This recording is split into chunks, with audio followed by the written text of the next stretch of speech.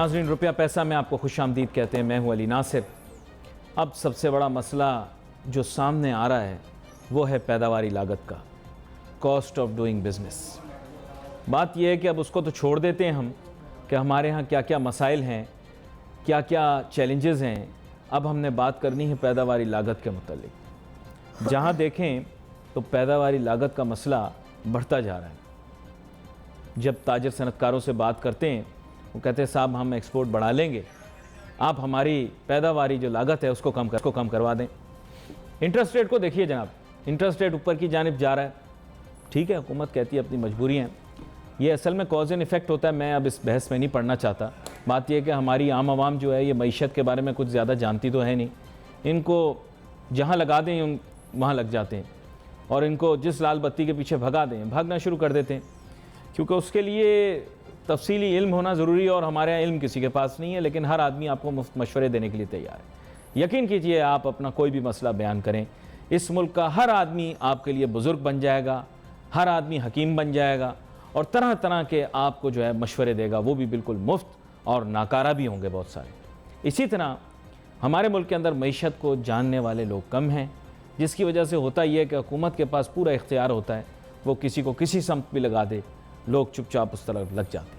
पैदावारी लागत अगर बढ़ गई, पाकिस्तान बैनुल-अक़वामी मुसाबकती अमल के अंदर पीछे रह जाएगा और हमारी चीज़ें या हमारी अशिया जो हम अपने मुल्क से एक्सपोर्ट करना चाहते हैं या अपने मुल्क में भी इस्तेमाल करना चाहते हैं फॉर दैट मैटर, वो महंगी हो जाएंगी। और जितनी महंगी होंगी हमारी अपनी मुकामी आबादी की रसाई से भी दूर हो जाएंगी और बैनुल-अक़वामी ख़रीदार, बैनुल-अक़वामी कारोबारी शख्सियात भी आपकी जानिब राग़िब नहीं होंगे। ताम अब चलो, मेरे मुँह से तो आपने सुन लिया और बात तो आपको पता है हमेशा मैं ऐसी करता हूँ कि वो आपको अच्छी नहीं लगती, तो कम से कम मैं ये आज एक्सपर्ट्स को बुलाता हूँ या इंडस्ट्री के लीडर्स को बुलाता हूँ और उनके साथ यही बात हम डिस्कस करते हैं। मेरे साथ मौजूद हैं जनाब इख्तियार बेग साहब, जो कि सीनियर वाइस प्रेसिडेंट FPCCI हैं, और राशिद सिद्दीकी साहब, जो कि साबिक चेयरमैन काटी रहे हैं, साबिक सदर काटी रहे हैं। इसके अलावा भी एक थिंक टैंक के सरबराह हैं, तो इनसे बात करेंगे इस मुतालिक। तो सबसे पहले डॉक्टर मिर्ज़ा इख्तियार बेग साहब से पूछते हैं, जनाब वाला, कारोबारी लागत के ऊपर आपके साथ बड़े प्रोग्राम किए हमने। आगाज़ में आप बताया करते थे एक वक्त के ऊपर इंटरेस्ट रेट बहुत बढ़ गया था, तो आप कहते थे हुकूमत इंटरेस्ट रेट कम करे तो हालात बेहतर होंगे। चलो, जब कम हुए तो हमने देखा कि इकोनॉमिक प्रोग्रेस हुई, ऐसी बात नहीं, लार्ज स्केल मैन्युफैक्चरिंग में इजाफा हुआ और ये आप फिगर स्टेटिस्टिक्स से भी देख सकते हैं, बाकी माशी इंडिकेटर्स की तरफ नहीं देखता।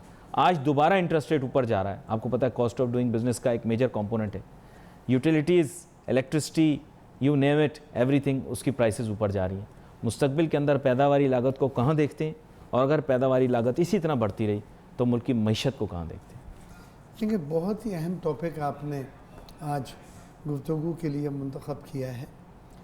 कॉस्ट ऑफ डूइंग बिजनेस या पैदावारी लागत जो है, अगर आप उन ममालिक का जायज़ा लें जिनकी सनतें बंद हुई हैं, इंडस्ट्रियलाइजेशन उनकी फैलने के बजाय सुकड़ी है जी, तो उसकी एक ही वजह थी कि उनकी पैदावारी लागत जो है वो बढ़ गई थी, उनकी वेजेस जो हैं वो बढ़ गए थे और उनकी मसनूआत मुकाबलाती इंटरनेशनल मार्केट में नहीं रही थी। वो फिर उन्हें उन सेक्टर से हटना पड़ा। आपने देखा जापान, चीन टेक्सटाइल से निकल गए और वो हाई टेक में चले गए जहाँ कम लेबर दरकार है। पाकिस्तान में भी यही अलमिया होता जा रहा है कि हमारी कॉस्ट ऑफ डूइंग बिजनेस जो है बड़ी तेज़ी से बढ़ रही है जी, और कॉस्ट ऑफ डूइंग बिजनेस में जो चीज़ें हमें हिट कर रही हैं वो बिजली और गैस की कीमतें जो मुसलसल बढ़ रही हैं। और ये हुकूमत की पॉलिसी होगी कि उसमें जितनी भी सब्सिडी है, चाहे वो एक्सपोर्ट ओरिएंटेड इंडस्ट्री के लिए या किसी और सनत के लिए हो, वो आस्ते आस्ते ग्रेजुअली ख़त्म कर देंगे। तो बिजली और गैस की कीमतें मुसलसल अपवर्ड जो है उसमें रिवीजन हो रहा है, बढ़ रही हैं।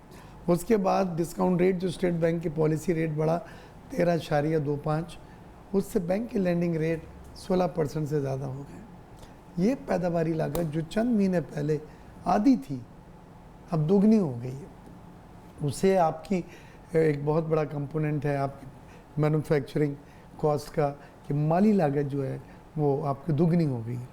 उसके बाद हमारी एक्सपोर्ट के ऊपर भी बदकिस्मती से इनडायरेक्ट टैक्सेस हैं जो वो कवर करके छुपा के लगे हुए हैं जी विद होल्डिंग टैक्स है, टर्नओवर टैक्स है, एडवांस टैक्स है, जी एक्सपोर्ट डेवलपमेंट सरचार्ज है। जी ये वो टैक्सेस में मिला के 4-5% बन जाते हैं। वो एक्सपोर्ट पे लगाना तो जुर्म है। दुनिया में एक्सपोर्ट ज़ीरो रेटेड होती है, जी यानी टैक्स फ्री होती है। अब एक नई चीज़ इस बजट में आई है, इन्होंने 5 एक्सपोर्ट रेटेड सेक्टर जो हैं उनमें जो पहले सेल टैक्स की छूट थी वो छूट ख़त्म कर दी है और दोबारा सेल टैक्स 17% लगा दिया। अब जब ये सनतें, ये कंपनियां सेल टैक्स हुकूमत को 17% पे करेंगी अपनी एक्सपोर्ट होने वाली अशिया पे या लोकल, और उसके बाद वो कहते हैं जब आपकी पेमेंट बाहर से एक्सपोर्ट्स की आएगी तो आप अप्लाई करें रिफंड का। तो कह रहे हैं लोग मिसयूज करते हैं। माजी का आपने misuse देखा है तो 4-4 साल 3-3 साल लगे, अब भी 250 अरब डॉलर है। इस तरह से मेरा तखमिया है ये जो नया 17% लगाया 450 अरब एक्सपोर्टर का फंस जाएगा। ये सब आपकी लिक्विडिटी को एरोड कर रहे हैं, आपकी इकोनॉमिक एक्टिविटी श्रिंक हो रही है और आप तो इसमें तवज्जो देने की जरूरत है। मैं राशिद सिद्दीकी साहब को भी गुफ्तगू में सुखा शामिल करता हूँ। राशिद सिद्दीकी साहब, बात यह है कि हमारे यहाँ आप देख रहे होंगे कि मुकामी तौर पर भी और बैनुल अक़वामी सतह पर भी मुसाबकती अमल में हिस्सा लेने के लिए, कंपेरेटिव एनवायरनमेंट पर काम करने के लिए कॉस्ट ऑफ डूइंग बिजनेस कम होनी चाहिए। मैं चाहूँगा इसके बारे में आप अपनी राय दें। हुकूमती पॉलिसियाँ ऐसी हैं, ऐसा महसूस होता है कि इतनी ज़्यादा तवज्जो इस वक्त कारोबारी लागत या पैदावारी लागत के ऊपर नहीं हो रही, क्यों? Nasir, thank you very much. Number 1 तो ये है कि अख्तियार भाई, मैं आपको बताऊं कि अगर एक्सपोर्ट कर रहे हैं तो जो आप बता रहे हैं कि 4-5% लग जाता है, अगर आप एक्सपोर्ट कर रहे हैं तो उसके ऊपर कोई 5% लगता नहीं है। आपके ऊपर इस वक्त भी उसके ऊपर तकरीबन ज़ीरो रेटेड है। जो टेक्सटाइल की सनत में जो 5 सेक्टर जो ज़ीरो रेटेड दिए हुए थे उसके उन्होंने से वो ज़ीरो रेटेड ख़त्म करके उसको उन्होंने कहा है कि भाई आप उसके अंदर टैक्स दे दें, लेकिन उस टैक्स के अंदर उनकी जो शर्त है वो पैसा वापस आने की नहीं है, बल्कि उनकी शर्त है कि जैसे ही आप जीडी फाइल करेंगे, जैसे ही आपके एक्सपोर्ट के डॉक्यूमेंट्स कंप्लीट हो जाएंगे तो वो पैसा ऑटोमेटिक आपके अकाउंट के अंदर आ जाएगा। Cost of doing business definitely किसी भी मुल्क के लिए, किसी भी सनत के लिए बहुत ज़्यादा एक्स्ट्रा ऑर्डनरी अहमियत की हामिल होती है। लेकिन वैसे मैं आपको एक छोटी सी बात बताऊँ कि अभी जो समझ लें कि जो बेस पॉइंट उन्होंने बढ़ाया है डेफिनेटली वो बहुत अच्छी चीज़ नहीं है, और कारोबारियों के लिए, सनतकारों के लिए, एक्सपोर्टर्स के लिए डेफिनेटली कोई बहुत अच्छी चीज़ नहीं है। लेकिन फिर भी मैं कहूँगा कि उससे बहुत ज़्यादा हिट एक्सपोर्ट के ऊपर नहीं आएगी। उसकी वजह ये होगी कि जितना बेस पॉइंट बढ़ा है या जितना थोड़ा बहुत बिजली के टैरिफ वो बढ़े हैं, लेकिन उतना ही आपका जो एक्सचेंज रेट है वो भी बढ़ गया है। तो जब जो आपका एक्सचेंज रेट बढ़ने का जो एडवांटेज आपको होता वो शायद वो गवर्नमेंट ने अपने खाते में डाली, अब उसका एडवांटेज उनको हो जाएगा बिजली की सूरत के अंदर, पानी की सूरत के अंदर और बेस पॉइंट की सूरत के अंदर। तो डायरेक्ट जो एक्सपोर्टर उसको शायद बहुत ज़्यादा हिट नहीं आएगी। लेकिन उसके बावजूद मैं कहूँगा कि गवर्नमेंट को और एफबीआर को और आपके जो स्टेट बैंक के गवर्नर हैं उनको उसके ऊपर ज़रूर बैठना चाहिए, क्योंकि अब हमको इस चीज़ से निकलना होगा कि हमारी जो एक्सपोर्ट है वो रिटेन हो रही है, हमारी एक्सपोर्ट जो गिर रही है, अब हमको इससे बाहर आना होगा। अब हमको अपनी प्लानिंग करनी होगी कि हमको अपनी एक्सपोर्ट कैसे बढ़ानी है। ठीक है। और एक्सपोर्ट बढ़ाने के लिए डेफिनेटली हमारे लिए कॉस्ट ऑफ डूइंग बिजनेस, बिजली और पानी, इन तमाम चीज़ों की बड़ी अहमियत होगी। लेकिन उसके साथ साथ मैं आपको एक बात और बताऊं कि जिसके बिहाफ के ऊपर मुझे लगता है कि शायद एक्सपोर्ट बढ़ जाएगी और हमारी सनतें और हमारी माशा हालात शायद बेहतर हो जाएंगे। उसकी वजह ये थी कि देखें, जितने भी कारोबारी हजरात हैं या जितने भी एक्सपोर्टर्स हैं, उन्होंने पिछले 20 से 25 साल के अंदर जब उनको लॉ एंड ऑर्डर की सिचुएशन अच्छी नहीं थी और आपके पास इंफ्रास्ट्रक्चर मौजूद नहीं था, तो उन्होंने बैंकों से लोन तो ज़रूर लिए, लेकिन उन्होंने उन बैंकों के लोन को अपनी इंडस्ट्रीज़ के अंदर इन्वेस्ट नहीं करा, बल्कि उससे उन्होंने या तो ट्रेडिंग कर ली शेयर की, या उन्होंने उसके अंदर ट्रेडिंग कर ली रियल इस्टेट की। उन्होंने वो पैसे, इंडस्ट्रीज़ के पैसे निकाल के उन्होंने डाल दिया रियल इस्टेट के अंदर, उन्होंने इंडस्ट्रीज़ के पैसे निकाल के उन्होंने डाल दिए शेयर मार्केट के अंदर। तो मैं ये समझता हूँ कि अब जो गवर्नमेंट की जो पॉलिसी आई है, इस पॉलिसी के तहत शेयर मार्केट के अंदर जो बबल था वो भी डेफिनेटली ख़त्म हुई है, और अब जो शेयर मार्केट है वो इस वक्त अपनी ओरिजिनल पोजीशन के ऊपर है। और इसी तरह से उन्होंने डिस्करेज करा है आपके रियल एस्टेट मार्केट को, तो रियल एस्टेट मार्केट की भी डिस्करेज हुई है। तो मुझे लगता है यही है कि अब बहुत तेज़ी से जो पैसा होगा वो इंडस्ट्रीज़ के अंदर आएगा। और एक जो गवर्नमेंट ने काम करा है, जो बहुत अच्छा काम करा है, कि जिस तरह से वो एक टेक्स्ट नेटवर्क के अंदर लोगों को बढ़ा रहे हैं, वो फाइलर्स को बढ़ा रहे हैं। जैसे पहले टोटल मेरे ख्याल से शायद 6 लाख फाइलर कितने फाइलर होते थे, लेकिन इस साल मेरे ख्याल से उसके अंदर 20 से 25% लोग बढ़े, और अगले साल जो उनका टारगेट है उसके अंदर मजीद और बढ़ाने का है। अब उसके अंदर होता क्या था नासिर, कि देखें गवर्नमेंट चलाने के लिए एक पैसा तो चाहिए।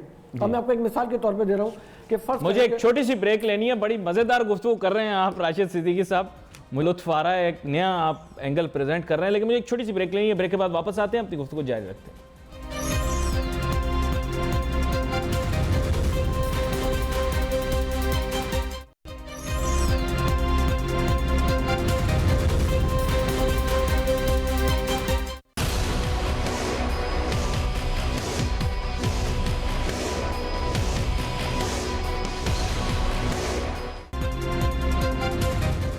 नाज़रीन, वेलकम बैक आफ्टर ब्रेक।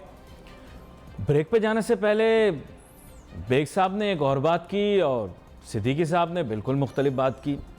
अब बात यह है कि डॉक्टर मिर्ज़ा इख्तियार बेग साहब, बात ये राशिद सिद्दीकी साहब ने बड़े तरीके से और बड़े इत्मीनान के साथ आपकी सारी बातों की नफ़ी कर दी। उन्होंने कहा कि साहब जो बात आप कर रहे हैं टैक्स के रिगार्ड से और जो रेफरेंस आप दे रहे हैं एक्सपोर्ट्स की, वो उस हद तक नहीं है जैसे आप कह रहे हैं। दूसरी बात यह है कि इंटरेस्ट रेट का बढ़ना, खालिसतन इंटरेस्ट रेट का बढ़ना उनके ख्याल से इतना नहीं है कि जिसकी वजह से एक्सपोर्ट का जो मखमीना या जो भी आपने अपने जहन में लगाया हुआ एस्टिमेट वो इम्पेक्ट हो सके। यानी उन्होंने बाय एंड लार्ज ये बताया कि हुकूमती पॉलिसियाँ जो हैं वो निस्बतन बेहतर हैं और इससे कॉस्ट ऑफ डूइंग बिजनेस के ऊपर इतना इम्पेक्ट नहीं आ रहा जो आप कह रहे हैं, बिलखुसूस वो जो एक्सपोर्ट ओरिएंटेड है। अगर मैं सही समझा तो एक मुख्तलिफ जाविया दिया हूँ। जी आप ये कहना चाह रहे हैं इसकी समरी में कि कॉस्ट ऑफ डूइंग बिजनेस बड़ी नहीं है और हमारी एक्सपोर्ट फ्लोरिश कर रही हैं और हमें ऑर्डर्स मिल रहे हैं और हमारी सनतें जो हैं फैल और फूल रही हैं, एक्सपेंशन हो रहा है, कोई पैसे आपके स्टकअप नहीं है, नहीं, कोई ये नहीं, वो कह रहे हैं जो मंतक आपने पेश की वो आपका बिजली और पानी की कीमतें नहीं बढ़ी, आपके मार्कअप रेट पिछले चंद महीनों में डबल नहीं हुए। तो मैं इस मौजू पे मजीद बहस नहीं कर सकता। नहीं, उन्होंने खाली लेकिन हम प्रैक्टिकली सुबह दोपहर शाम ये सब चीजें देखते हैं जो आपसे हम वो कॉन्फ्लिक्ट नहीं करवा रहे, वो लड़ नहीं रहे। मैं भी समझ गया हूँ राशिद सिद्दीकी साहब। नहीं, मैं एक बात कहूँ कि हाँ, आप वजाहत करें। मैंने इख्तियार भाई की किसी बात की नफी नहीं की, इख्तियार भाई का तजुर्बा मुझसे बहुत ज्यादा है, लेकिन क्योंकि मैं खुद एक्सपोर्ट के अंदर हूँ तो इसलिए मैंने आपको बताया। और देखिए मैं आपको उनका पॉइंट ऑफ व्यू है वो आपने बतला दिया, जो पॉइंट ऑफ व्यू है उन्होंने पेश किया ना, फेडरेशन का पॉइंट ऑफ व्यू हमने आपको बतला दिया। अब वो व्यूअर्स पे है जो जिस सेगमेंट से ताल्लुक रखता है। वो एक्सपोर्ट डिक्लाइन होने की जो मेन वजह थी वो सच्ची बात यह है कि अगर आप पिछले 20-25 साल में देखें तो जो एक्सपोर्टर से या जो मैन्युफैक्चरर थे उनका जो इंटरेस्ट था वो एक्सपोर्ट से कम होकर उनका जो इंटरेस्ट था वो प्रॉपर्टी की ट्रेडिंग के अंदर और शेयर्स की ट्रेडिंग में उनका इंटरेस्ट ज्यादा बढ़ गया था। और उन्होंने अपने पूरे सेक्टर को नेग्लेक्ट कर दिया था। मतलब एक मौक़िफ़ पेश किया ना उन्होंने, एक मौक़िफ़ पेश किया। उनको रियल एस्टेट में पैसा ज्यादा नजर आ रहा था, उनको शेयर्स की ट्रेडिंग में पैसा ज्यादा नजर आ रहा था। एक सेकंड, वही मैं जवाब दे रहा हूँ ना। तो इंटरेस्ट पे उनका एक्सपोर्ट पे क्योंकि प्रॉफिट से कोई प्रॉफिटेबिलिटी नहीं थी, ऑर्डर प्रॉपर नहीं मिल रहे थे, तो उन्होंने उसको बीएमआर में एक्सपेंशन करने के बजाय, मजीद इन्वेस्टमेंट करने के बजाय अपने पैसे या बैंक के पैसे और रियल एस्टेट में कंस्ट्रक्शन में लगाए। एग्जैक्टली आपसे मैं एग्री करता हूँ, लेकिन सवाल है कि क्यों नहीं सनत में लगाए? क्योंकि सनत वायबल नहीं रही थी, सनत में इतना प्रॉफिट उनको नहीं मिल रहा था कि वो मजीद एक्सपेंशन करके उसमें लगाते। बहरहाल अब सवाल मेरा ये है इसमें जो ज़्यादा इंपॉर्टेंट, उसके अलावा हुकूमत को करना ये चाहिए था कि हमको पीटी एफटी ऐसे ममालिक से साइन करवाते जो पोटेंशियल मार्केट हैं। अभी मैं तुर्की से आया था, कौंसल जनरल साहब के साथ बैठ के 1-1.5 घंटे हमने बात की है। उन्होंने हमारे डेनम की एक्सपोर्ट पे 18% ड्यूटी लगाई थी, 6% पहली ड्यूटी थी, 24% ड्यूटी हो गई, ठप हो गया हमारा एक्सपोर्ट। हर मिल की 50% एक्सपोर्ट जो है वो तुर्की जाती थी, हमारी 1.2 बिलियन की एक्सपोर्ट हो गई थी, अब वो कम होके आधी रह गई है। तो हमने इन हालात में जहां आपकी एक्सपोर्ट कम्पिटिटिवनेस एरोड हो रही है या कम हो रही है, आप मार्केट रसाई दें एक्सपोर्टर को। उन रीजनल अभी एक कोटा का एग्रीमेंट उन्होंने कहा कि हमने साइन करा है ईसीओ कंट्री के माबेन 12 कंट्रीज में, लेकिन इम्प्लीमेंट नहीं हो रहा है। ये आसियान की तर्ज का है, जैसे आसियान एक रीजनल एग्रीमेंट है, ऐसे एक कोटा का है इकोनॉमिक ये ऑर्गेनाइजेशन जो कंट्रीज उनका। तो मैं ये कह रहा हूँ कि ये बिल्कुल बात है, आप अपनी इकोनॉमी की पाई को देखें, 100% जो है उसमें 60 बल्कि 61% जो है सर्विस सेक्टर चला गया, 19% मैन्युफैक्चरिंग सेक्टर रह गया और 20% जो है वो ज़राअत का रह गया। आपकी मैन्युफैक्चरिंग सुकड़ के 19% रह गई पूरी इकोनॉमी की, और आपकी सर्विस सेक्टर जो है खदमात का शोबा वो तेज़ी से बढ़ रहा है। हमारे लिए बढ़ना क्या चाहिए था? ज़राअत और सनत को बढ़ना चाहिए था, जो जॉब्स प्रोवाइड करती है, जो एक्सपोर्ट्स मुल्क में प्रोवाइड करेगी, जो रेवेन्यू एक्सचेकर को देगी, और इकोनॉमी की जिन ममालिक ने एक्सपोर्ट लेड ग्रोथ से की है। काउंटर आर्गुमेंट तो एक्सपोर्ट लेड ग्रोथ अगर आप नहीं हासिल करेंगे तो आपकी ग्रोथ नहीं सस्टेनेबल है। ये बिल्कुल इकोनॉमिक बचपन से सुनते हम आए हैं और यही हमने ममालिक को देखा है। एक्सपोर्ट लेड ग्रोथ पे आपको जाना होगा, जब लेकिन उसके लिए सरप्लस भी चाहिए होगा। खैर उसके बारे में मैं बात करते हैं, लेकिन राशिद सिद्दीकी साहब अपनी बात कर रहे थे। अच्छी बात है राशिद सिद्दीकी साहब, कभी कभार काउंटर आर्गूमेंट आनी भी चाहिए, और जाहिर बात है कुछ मंतक जो आपने पेश किए हैं या एक जाविया मौक़िफ़ आपने पेश किया है उसकी भी अपनी एक हकीकत है, एक वैल्यू और वर्थ है। बात यह कि मैं चाहूँगा कि उसको आप मज़ीद एक्सटेंड करें। बात यह कि जो आइडेंटिफाई करने एरियाज़ उनको मेरे ख्याल थोड़ा सा एक्सपेंड करना पड़ेगा, तो आप भी उन एरियाज़ को एक्सपेंड करें। आपके जहन में अगर आपको लगता है कि कोई ऐसी चीज़ जिनके चेंजेस की ज़रूरत है ताकि एक्सपोर्ट बूस्ट हो, अगर आप खालिसतन महसूस करते हैं कि सिर्फ cost of doing business primarily इसको हिंडर नहीं करती, तो डेफिनेटली आपको उसको बताना चाहिए अपने मौक़िफ़ को। मैं तो इस चीज़ से आपकी इत्तेफाक करूंगा कि इसको एक्सपेंड करना चाहिए। क्या कहते हैं आप? जी जी बिल्कुल, ऑफ कोर्स करना चाहिए। देखिए मैं आपको जैसे उस वक्त पहले ये बता रहा था कि गवर्नमेंट चलाने के लिए एक पैसा तो चाहिए होता था, और मैं आपको एक मिसाल के तौर पर कह रहा हूँ कि अगर गवर्नमेंट को 1 अरब रुपए चाहिए गवर्नमेंट चलाने के लिए, तो उस वक्त गवर्नमेंट क्या करती थी कि वो उस 1 अरब का जो बोझ था वो सिर्फ उन्हीं फाइलर्स के ऊपर या उन्हीं लोगों के ऊपर, और बल्कि मैं तो कहूँगा दूसरे मानों में सिर्फ सन्नतकारों के ऊपर और नौकरी पेशा लोगों के ऊपर उसके ऊपर डाल देते थे। ठीक है। और जो ट्रेडर्स आपके बैठे हुए हैं जो बिलियंस रुपीस की ट्रेडिंग कर रहे होते हैं, अगर आप इस वक्त मेरिट रोड के ट्रेडर्स के पास चले जाएं, बुल्टन मार्केट के ट्रेडर्स के पास चले जाएं, आप पंजाब के अंदर जितनी बड़ी बड़ी मार्केट में ट्रेडर्स के पास चले जाएं, तो वो प्राडो गाड़ियां चला रहे हैं, वो V8 गाड़ियां चला रहे हैं, वो बिजनेस क्लास के अंदर सफ़र कर रहे हैं, वो 1.5 लाख रुपए का मोबाइल इस्तेमाल कर रहे हैं, लेकिन वो टैक्स देना नहीं चाहते। तो ये आपके मुल्क का एक डिलेमा था। अच्छा, फिर क्या है कि देखें आपकी एक्सपोर्ट इसलिए भी डिक्लाइन हुई क्योंकि पिछले दिनों आपकी जो गवर्नमेंट की सिंसियरिटी थी, अगर इख्तियार भी मुझसे इत्तेफाक करेंगे, आज तक किसी भी एक गवर्नमेंट ने अभी तक कभी भी किसी एक्सपोर्टर को या किसी सनतकार को या किसी इंडस्ट्रीज को जो है ना उन्होंने कभी आज तक लिफ्ट नहीं कराई। जबकि दुनिया के अंदर जो एक्सपोर्टर्स होते हैं, जो सनतकार होते हैं, उनकी गवर्नमेंट उनको दामाद की तरह ट्रीट करती है, और हमारी गवर्नमेंट्स ने हमको राइवल की तरह ट्रीट करा कि जितना बदतौर है उसका भी बजट सनतकारों के ऊपर बनता है, यानी कि जितने गवर्नमेंट के इदारे हैं और जितने सबका बजट जो है ना, क्योंकि आपको टाइम से ऑर्डर मैं आपको पूरी लिस्ट बताता, उन सबका बजट जो सनतकारों के ऊपर बनता था। लेकिन अब अगर हमारा टैक्स नेटवर्क बढ़ जाएगा और ट्रेडर्स और ये आपके जितने भी फार्मर्स हैं, ये सब अगर टैक्स नेटवर्क में आ जाएंगे, तो मेरी गारंटी है कि जो सनतकारों के ऊपर बोझ डलता था वो बोझ आपका कम हो जाएगा। लेकिन और उसी की सूरत के अंदर जब आपका टैक्स बढ़ेगा तो डेफिनेटली गवर्नमेंट आपको जो मराद दे सकती है वो उन्हीं रेवेन्यू में से दे सकती है जो मुझसे और आपसे जमा करती है। बड़ी अहम बात आपने की है यहाँ पर, जाहिर बात है बेग साहब भी आप कुछ ऐड करना चाह। सर आपको कोई हुकूमत नहीं पूछती, राशिद सिद्दीकी साहब ने कह दिया माजी की हुकूमत कोई पूछता आपको। देखिए बात सुने, ये अब हम दूसरे हिस्से पे जवाब दे रहे हैं कॉस्ट ऑफ डूइंग बिजनेस के अलावा। बात सुन लें, 1 मिनट प्लीज मेरी।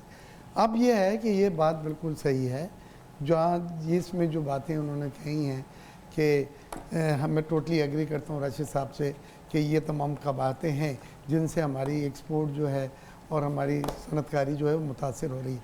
लेकिन देखिए सवाल ये होता है, माजी की हुकूमतें आपको संजीदगी से नहीं लेती थी, की पॉइंट उन्होंने ये माजी की हुकूमतें आपको संजीदगी। देखिए हमारी इस हुकूमत को हम 10 शिकायतें करें, लेकिन एक बात जो है मैं वो ज़रूर कहूँगा और मानूंगा कि हमारी एक्सेसिबिलिटी है। मैं ख़ुद 3 बार प्राइम मिनिस्टर से मिला हूँ, 5-6 बार हफीज़ शेख साहब से, शब्बर जैदी से और रज़ाक दाऊद साहब से 4-4, 5-5 बार मिला है। तो एक्सेसिबिलिटी है, हमने इशू रखे लेकिन वो नहीं हल कर पाए। उन्होंने IMF से एग्रीमेंट किए हुए हैं, उनकी अपनी ऑब्लिगेशंस हैं जिन पे वो फ्लेक्सिबल नहीं है। लेकिन हमारा फर्ज ये होता है कि बिजनेस कम्युनिटी के पॉइंट ऑफ व्यू। अब मैं जो राशिद भाई ने बात छोटी सी एक ब्रेक ले प्लीज लूं। एक बात ब्रेक के बाद वापस आप ही के पास आऊंगा। नाजरीन, एक छोटी सी ब्रेक लेनी है, ब्रेक के बाद वापस आते हैं, गुफ्तगू पे हम अब दोबारा से जारी।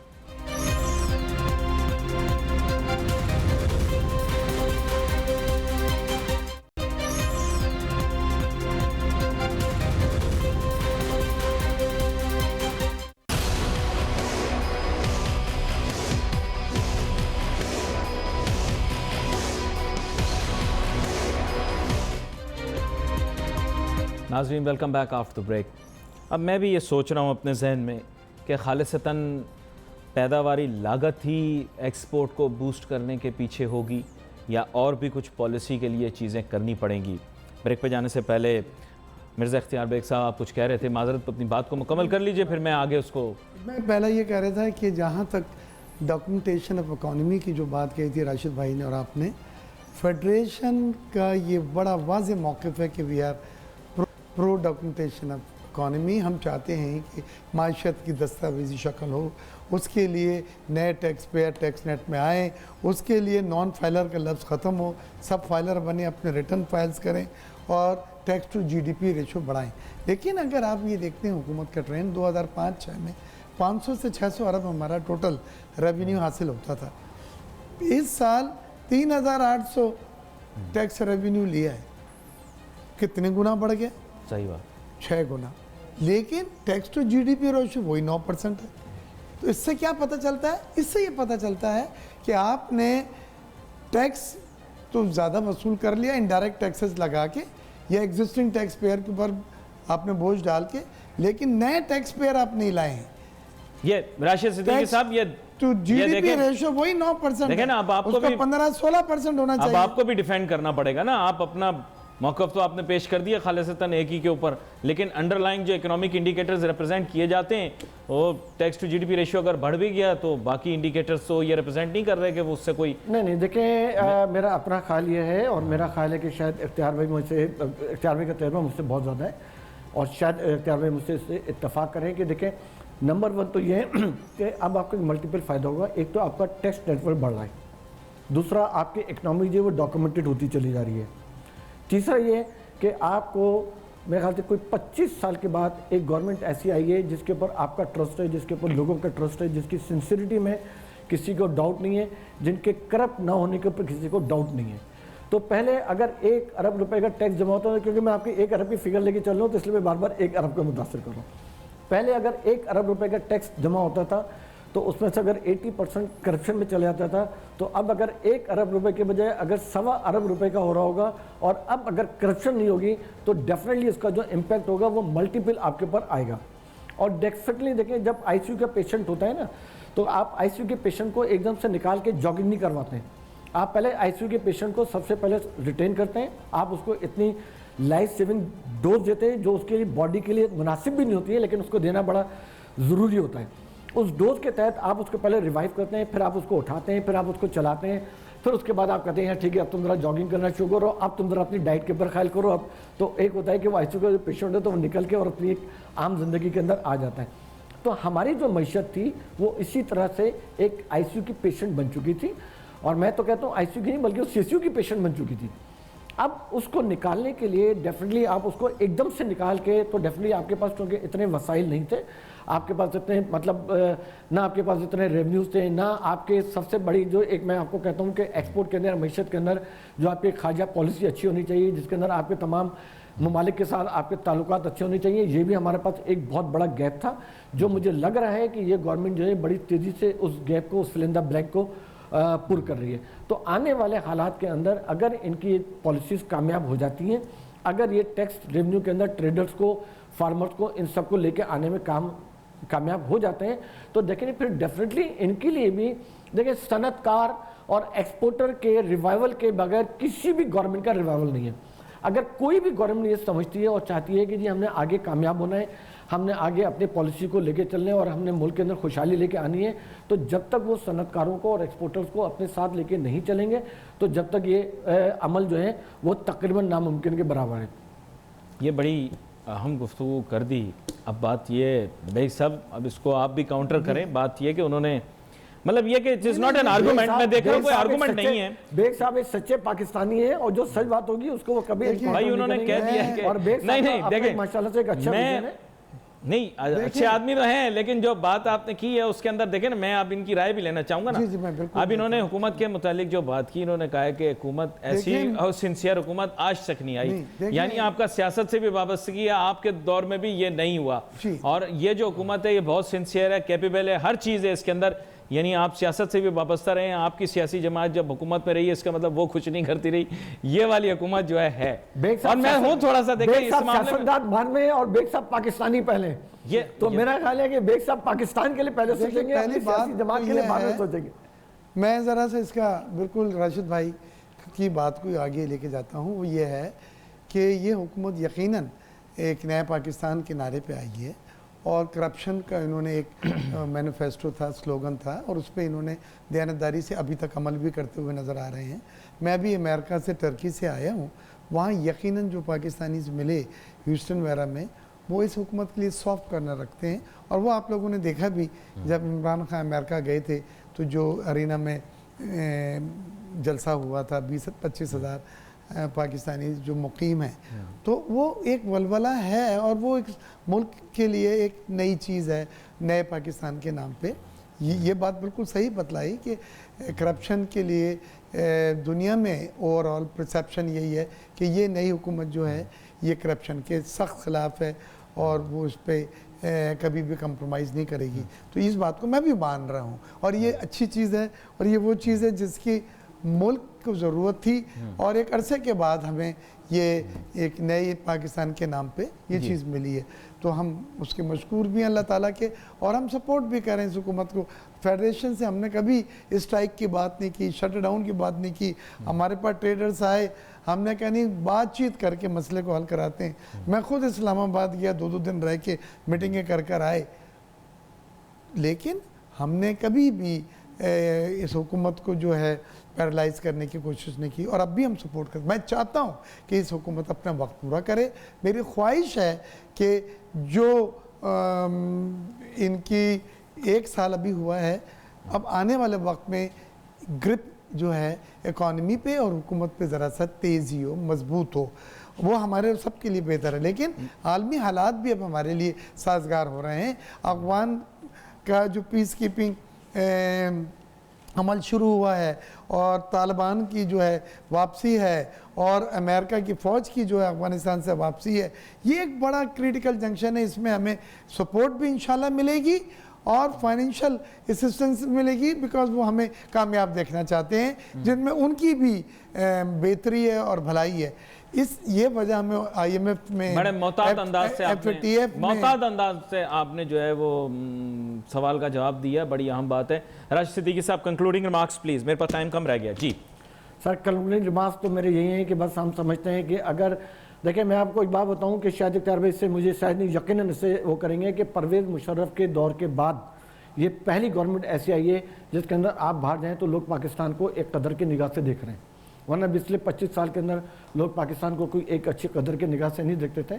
और बल्कि तो मेरे तो देखें कंक्लूडिंग मेरे रिमार्क्स एक ही हैं कि अगर हम अपने मुल्क को आगे फ्लोरिश करना चाहते हैं तो हमको दुनिया के तमाम ममालिक के साथ, मैं हर दफ़ा हर जगह कहता हूँ कि तमाम ममालिक के साथ, चाहे वो अमेरिका हो, चाहे वो इसराइल हो, चाहे वो ईरान हो, चाहे वो सऊदी अरब हो, चाहे वो अफगानिस्तान हो, चाहे वो चाइना हो, हमारे हालात, हमारे ताल्लुकात हर एक के साथ अगर इस्तवार होंगे तो हम अपनी इस प्रॉक्सी वॉर से बाहर निकलेंगे, लोग हमारे साथ चलेंगे। अगर हमको अपनी सनतों की, अपनी जो हमारी जो वो है, अपने हमारी जो मसनूआत हैं, अगर हम उसकी इंटरनेशनल मार्केट में रसाई चाहते हैं तो हमको पूरी दुनिया के साथ एक अच्छे ताल्लुकात रखते हुए आगे चलना होगा, तो ही हम अपने इस प्रॉब्लम से बाहर आ सकते हैं। लेकिन अगर हमारे ताल्लुकात दुनिया के साथ अच्छे नहीं होंगे तो हम इंटरनल अपनी पॉलिसी जितनी अच्छी बना लें, हम अपने कॉस्ट ऑफ डूइंग बिजनेस जितने कम से कम कर लें, जो हमारे लिए पॉसिबल नहीं होगा। कॉस्ट ऑफ डूइंग बिजनेस जो होता है वो हमेशा वॉल्यूम के ऊपर कम होता है। एक चीज़ जो आप कंक्लूडिंग रिमार्क में हमारा ये है कि हम पहले पाकिस्तानी हैं, हमारी पॉलिटिकल वाबस्तगी अपनी जगह मुख्तलिफ जमातों के साथ, लेकिन पाकिस्तान 100% हमारा है। और मेरी ख्वाहिश दुआ और तमन्ना है कि इंशाल्लाह पाकिस्तान जो है तरक्की करे और ये जो क्राइसिस हैं, जो चैलेंजेस हैं, इंशाल्लाह दूर होंगे। हर रात के बाद एक सुबह होती है, हर अंधेरे के बाद हो जा रहा है और इंशाल्लाह प्रोग्राम में वक्त महदूद होता है। आप दोनों मेहमानों का बहुत शुक्रिया, आप शो पर हमारे साथ शरीक हुए। नाजरीन, यहाँ पर अली नासिर और हमारी टीम आपसे इजाज़त चाहती है। Wait for message on Facebook.